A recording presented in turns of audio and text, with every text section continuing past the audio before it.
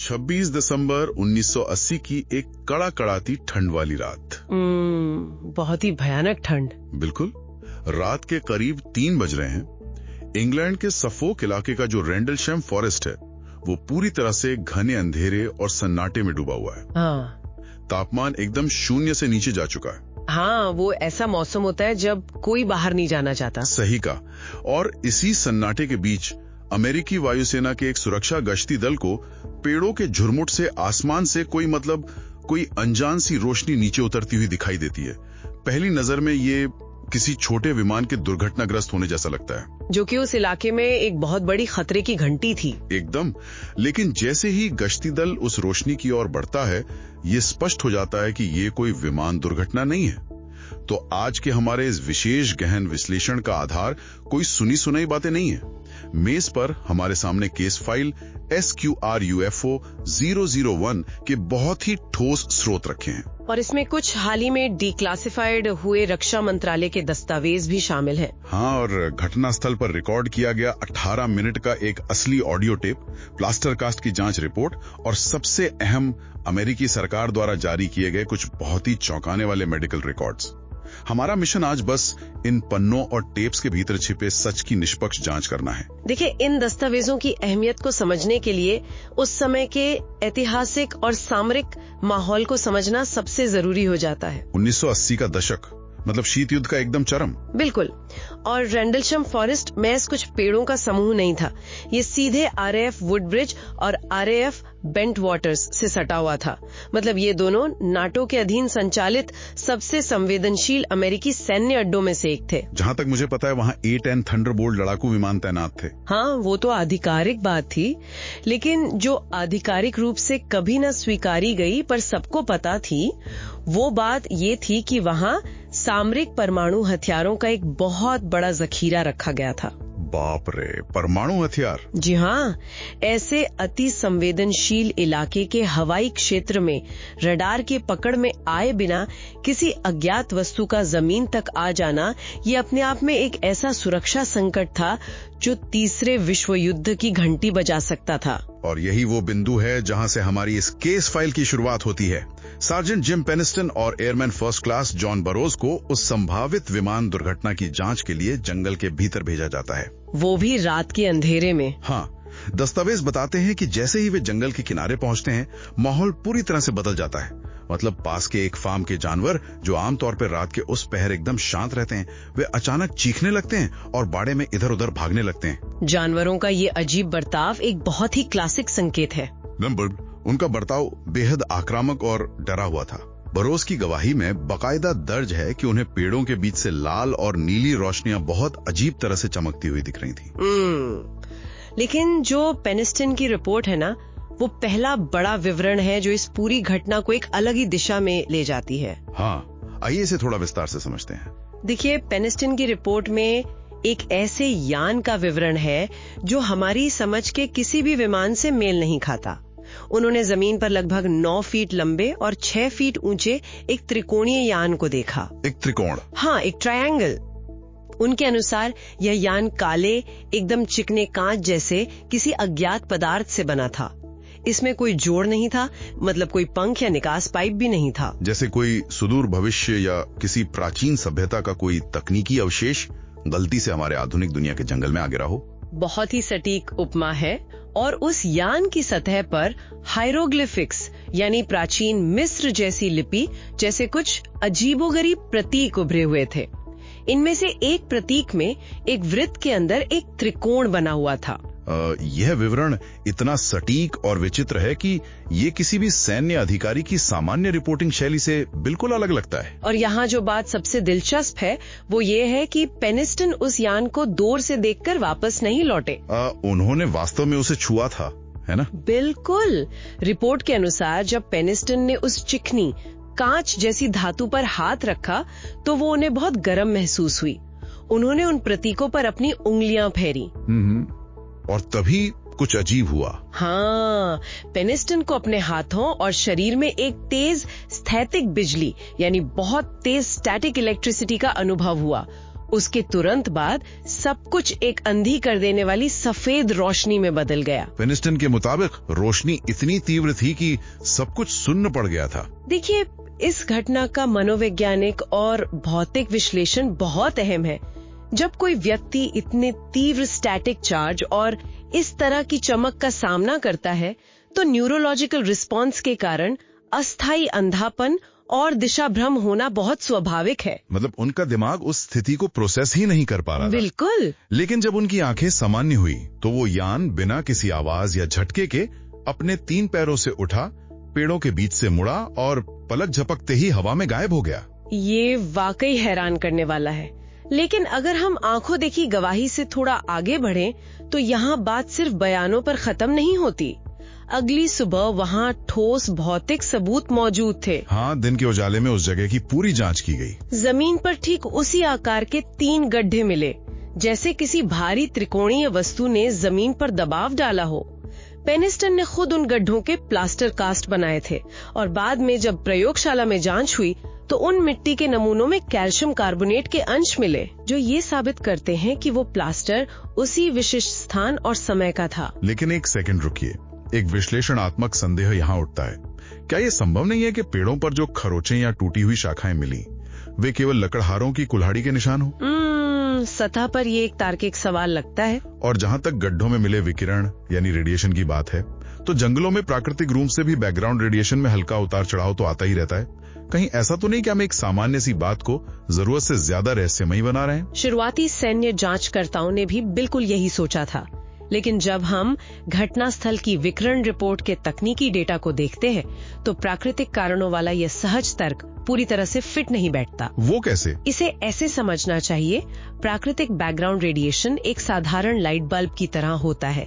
इसकी रोशनी या असर पूरे कमरे में एक समान रूप से फैला होता है। अच्छा, हर जगह लगभग बराबर। हाँ, लेकिन उन 3 गड्ढों में जो रेडिएशन मापा गया वो एक लेजर बीम या स्पॉटलाइट की तरह था।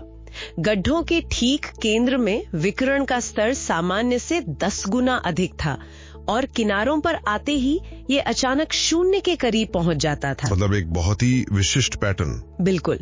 प्रकृति इस तरह की सटीक, ज्यामितीय और केंद्रित ऊर्जा नहीं छोड़ती। और रही बात पेड़ों की, तो शाखाएं बेतरतीब तरीके से कटी हुई नहीं थी। वे एक विशिष्ट गोल घेरे में गड्ढों के केंद्र की ओर नीचे की तरफ झुकी हुई थीं। जैसे ऊपर से किसी भारी ऊर्जा या दबाव ने उन्हें नीचे धकेला हो। एकदम सही।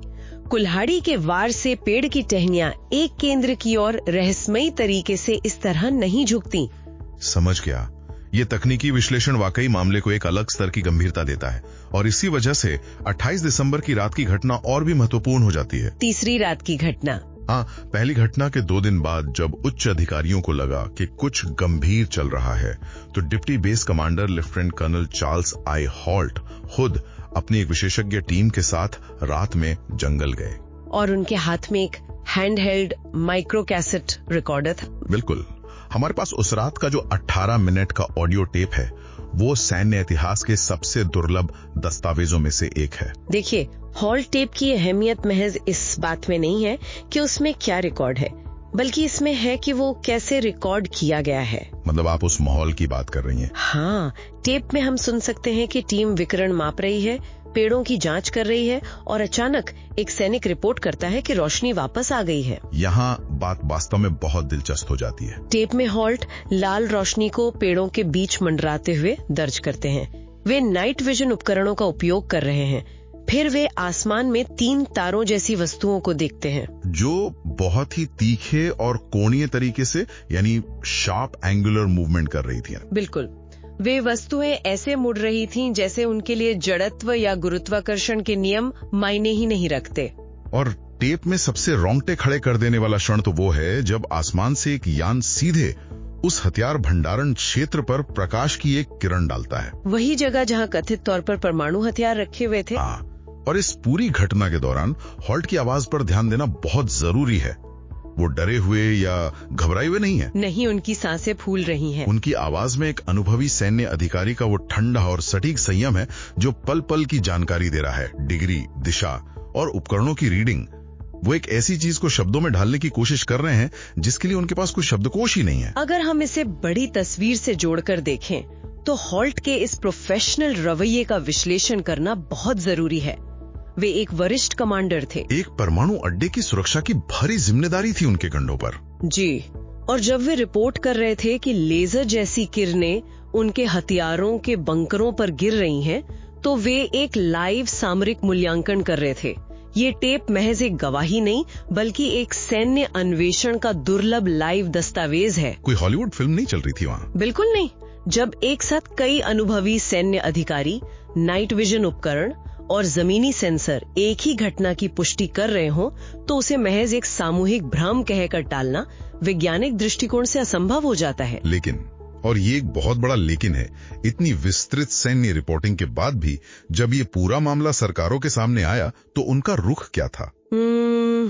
जो आधिकारिक स्पष्टीकरण दिए गए वो काफी दिलचस्प हैं। उन्होंने कहा कि 26 दिसंबर को आसमान में देखी गई रोशनी असल में एक उल्कापिंड था जो उसी समय दक्षिणी इंग्लैंड के ऊपर से गुजरा था। एक उल्कापिंड? हाँ, और जंगल के किनारे जो चमकती हुई रोशनी सैनिकों को दिखी वो पास के ही ऑर्फोर्डनेस लाइट हाउस की चमक थी जो पेड़ों के बीच से छनकर आ रही थी। अच्छा। और कुछ आधिकारिक दावों में ये भी कहा गया कि हॉल्ट ने अपनी टीम के साथ जिन आसमान में उड़ने वाली चीजों को देखा वह महज क्षितिज पर टिमटिमाते हुए तारे थे और बादलों की आवाजाही के कारण वे चलते हुए प्रतीत हो रहे थे। पहली नजर में ये स्पष्टीकरण बहुत तार्किक और ठोस लगते हैं। मतलब इंसान का दिमाग रात के अंधेरे में चीजों को गलत समझ लेता है। भ्रम या मिसआइडेंटिफिकेशन एक वास्तविकता तो है ही। देखिए, तार्किक रूप से इन स्पष्टीकरणों को अगर हम विखंडित करें तो इनकी कमियां साफ दिखने लगती हैं। वो कैसे? मान लेते हैं कि मिसआइडेंटिफिकेशन होना एक आम बात है। एक उल्कापिंड आसमान में एक चमकती रेखा की व्याख्या कर सकता है। हाँ, बिल्कुल। एक लाइट हाउस पेड़ों के बीच से आती रोशनी का कारण हो सकता है। लेकिन ये सभी सिद्धांत अलग अलग रूप में तो काम करते हैं, लेकिन संयुक्त रूप में, यानी अगर इन्हें मिला दिया जाए तो ये विफल हो जाते हैं। मतलब ये सारी चीजें एक साथ एक ही रात में नहीं हो सकती। बिल्कुल। एक उल्कापिंड जमीन पर उतरे उस त्रिकोणीय यान की व्याख्या नहीं कर सकता जिसे पेनिस्टन ने छुआ था। सही बात है। लाइट हाउस की रोशनी ये नहीं समझा सकती कि जमीन पर हथियारों के बंकर पर लेजर जैसी किरण कैसे गिरी, और कोई भी टिमटिमाता तारा ये व्याख्या नहीं कर सकता कि जमीन पर 9 फीट के इलाके में रेडिएशन का एक केंद्रित दायरा कैसे बन गया।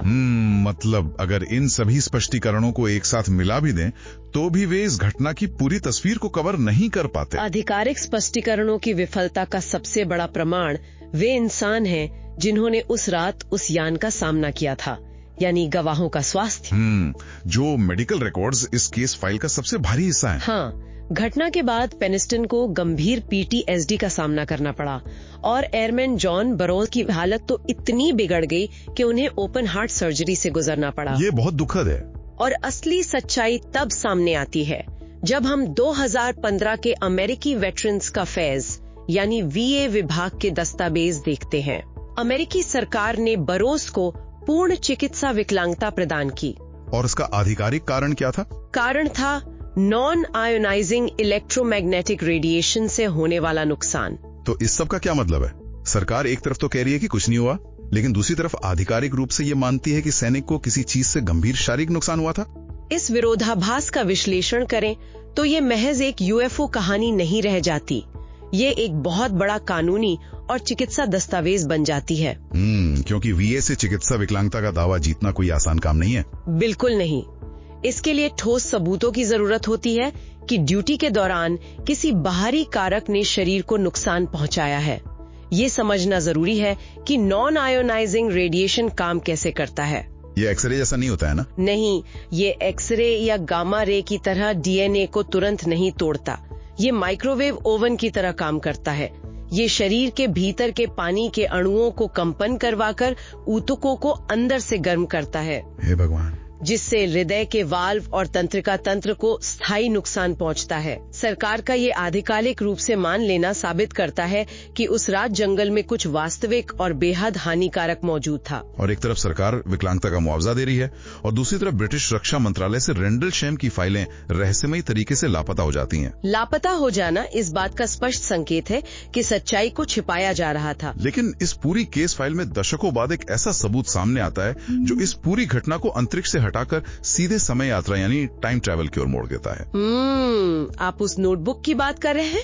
हाँ, घटना के 30 साल बाद 2010 में जिम पिनिस्टन ने एक 16 पन्नों की नोटबुक का खुलासा किया।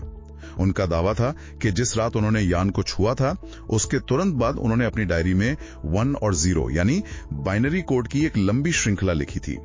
पेनिस्टन का कहना था कि यान के प्रतीकों को छूते ही ये कोड उनके दिमाग में जैसे डाउनलोड हो गया था। और जब कंप्यूटर विशेषज्ञों ने ASCII यानी ASCII का उपयोग करके इस बाइनरी कोड का अनुवाद किया तो उसमें एक संदेश छिपा था।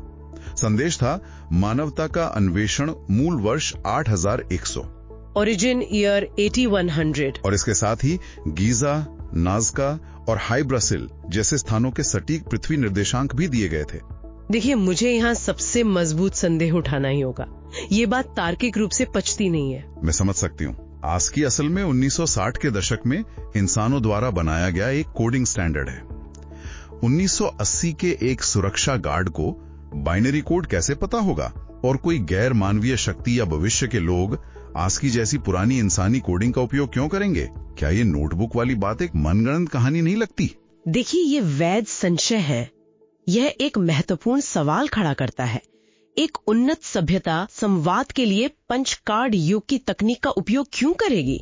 बिल्कुल। लेकिन साथ ही यह भी पूछना जरूरी है कि अगर ये झूठ था तो पेनिस्टन ने 30 वर्षों तक इसे दुनिया से छिपाकर क्यों रखा? मतलब उन्हें इससे कोई आर्थिक या व्यक्तिगत लाभ तो हो नहीं रहा था। सही बात है।